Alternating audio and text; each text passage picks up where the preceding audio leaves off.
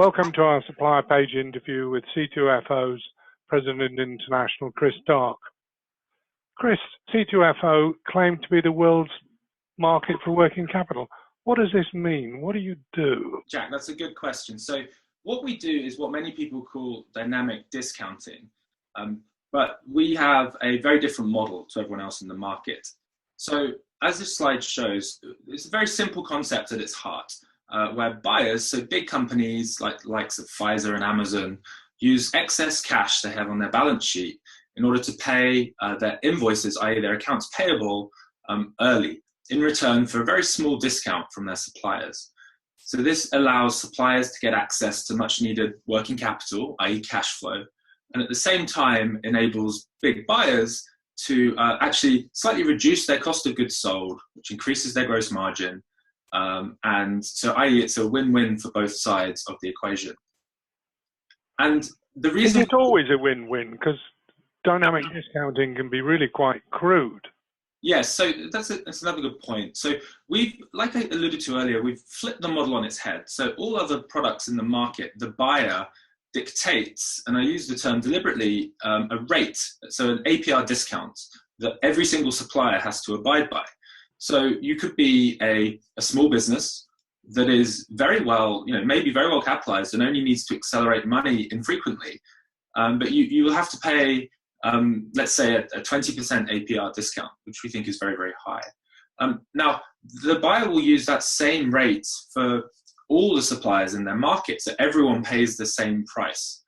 Now, so let's just take a look. Let's look at two different types of small business. So the one I mentioned before is very strong and maybe can actually borrow for maybe 8% from its bank. So it's never going to pay 20% APR.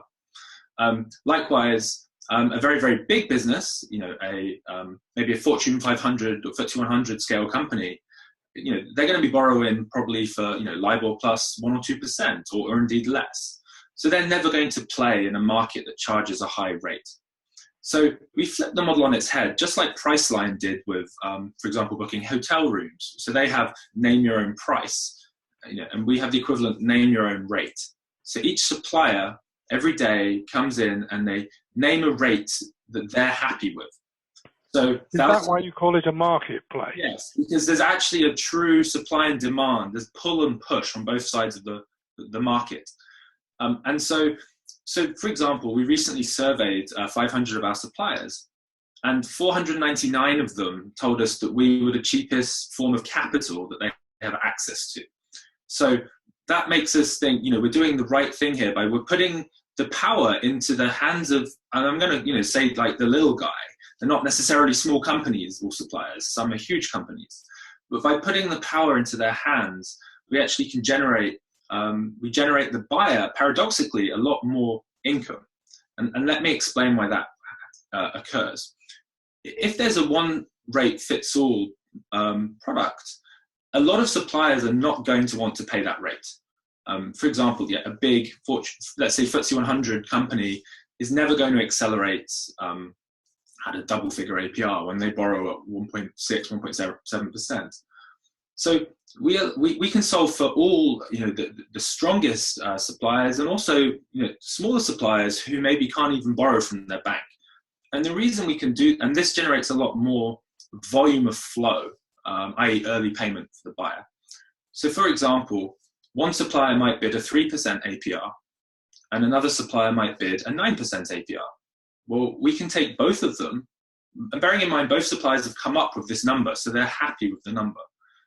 The average of the two is— You don't put any pressure on them to ask for a particular rate.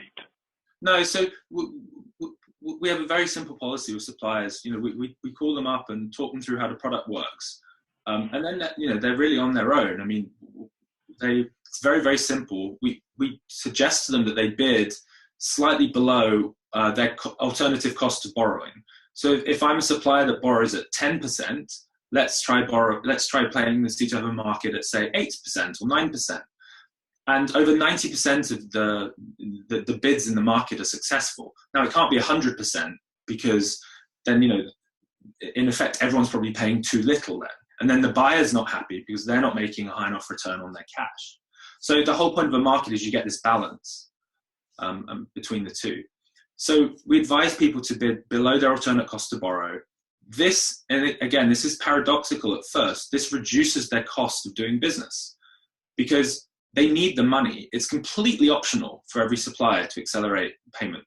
If they don't want to, they just get paid normally on their normal term. But the issue or a difference for C2FO is that you don't provide e-invoicing. Doesn't this hold you back? Because you need e-invoicing to be able to operate this sort of thing.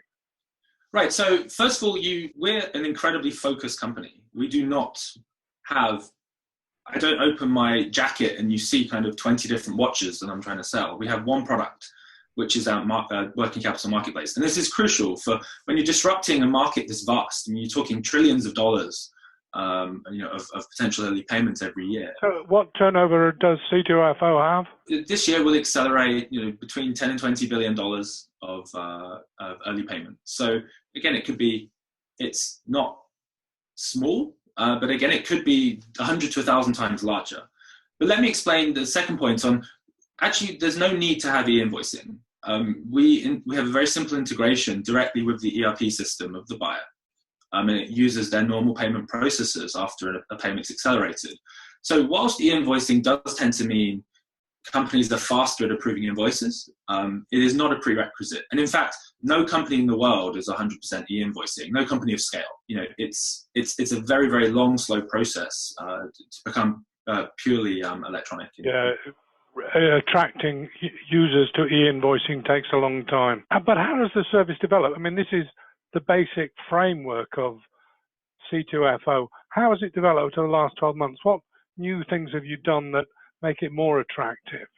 Right, so the key thing we did about a year ago was we put all the buyers into, in effect, into one kind of overall marketplace. So whilst there's a market for each buyer individually, when a supplier logs in now to C2FO, they can accelerate their invoices from just one page from, say, 8 or 10 different buyers.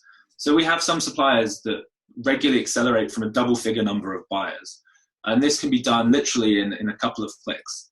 So that's a really important change because... How big is your marketplace? How many suppliers do you have? Because clearly that's a key distinction. Yeah, so in the market there's hundreds of thousands of suppliers. And again, that's...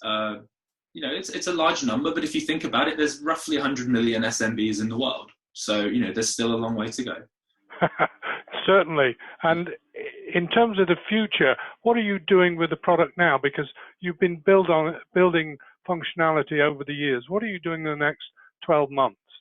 Yeah, good question. So as I said before, we're completely focused on building the world's best working capital marketplace. So one of the products that, which we get asked about a lot is to have basically ever more advanced kind of cash management features, especially for buyers. So, that they want to look at their, things like their accounts payable at the end of a quarter and have more kind of flexibility and automation of basically their balance sheet metrics with our product. So that's a key difference. And also, just like any SaaS product, we're just continuously, not everything is a quantum leap forwards in functionality.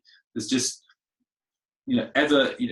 grinding out just faster product, more simple product, and then just building it to really be completely and utterly robust as it is at huge scale.